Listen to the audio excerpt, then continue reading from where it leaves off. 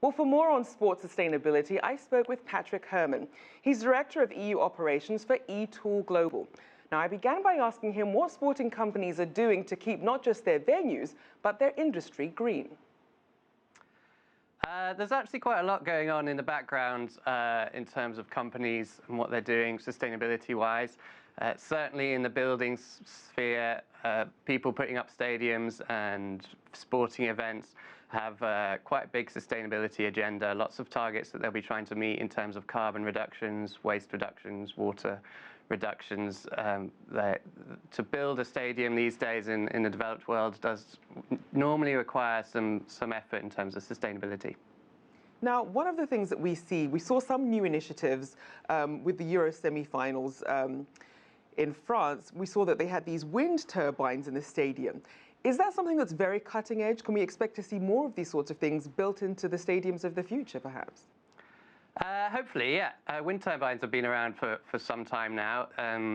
Solar PV as well. You'll see a lot of stadiums these days go up with solar PV on their roofs. There's a huge resource there in terms of the space, the land that it's taking up, and putting solar PV on the roof can have a huge impact on the environmental performance of the stadium. So yeah, covering the roof in PV is probably one of the quickest, easiest wins.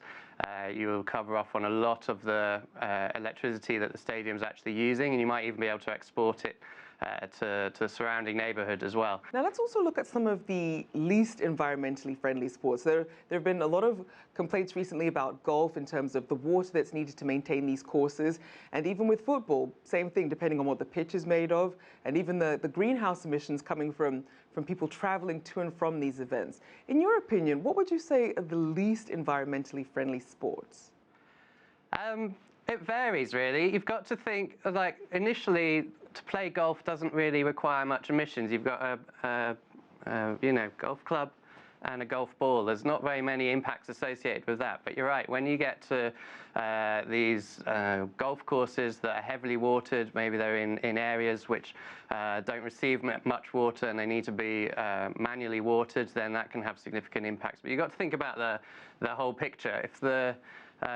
You've also got to transport yourself to the golf course. If you've got a golf course in the middle of nowhere and everyone has to fly there, then that's going to have a significant impact. So maybe it would be worthwhile to have a local golf course, even though it requires a little bit more water, to have it locally so that there's less transport associated with getting to that golf course. Now, in terms of also, as we mentioned, you also have the fans traveling to some of these events. When they attend these events around the world, they're also producing lots and lots of waste. What are sports venues actually doing with that waste? Are they trying to do something in terms of like recycling? Are they trying to make more efforts, or are these things just ending up in landfills? Lots of stadiums and sporting events will have things in place to recycle their waste or have a waste reduction policy. Certainly in Europe and in the UK, most of the waste here does get recycled, especially in sporting events where you've got quite easy to manage waste. You know exactly how many plastic bottles you're going to get through each event, and you can find somebody to take them off your hands and to do something useful with them, hopefully. But again, that's just one element of the overall picture of the impacts of this event. Waste gets a lot of coverage, I suppose, but in terms of its CO2, which is the primary problem that we're facing, I suppose, in terms of environmental sustainability, waste isn't actually that significant. You want to be more concerned about, your travel, the construction of these events, and the running of them, the electricity and the fossil fuels that might get burnt to run the event. Describe the notion of the circular economy and the sort of role that sports can play in it. So the circular economy is the notion, or it's basically a fancy word for recycling. Trying to reuse and recycle all the materials, all the products that you have as much as possible, and not sending anything to landfill.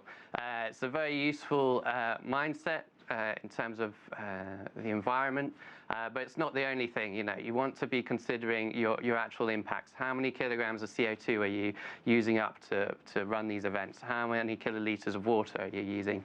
And circular economy can help you think about these things and recycle, and sometimes that helps, but it doesn't always help. You can recycle steel quite a lot, but you're still using fossil fuels to melt that steel down and reuse it for the next product. Much better is to use a raw material that has lower impacts from the beginning, like timber.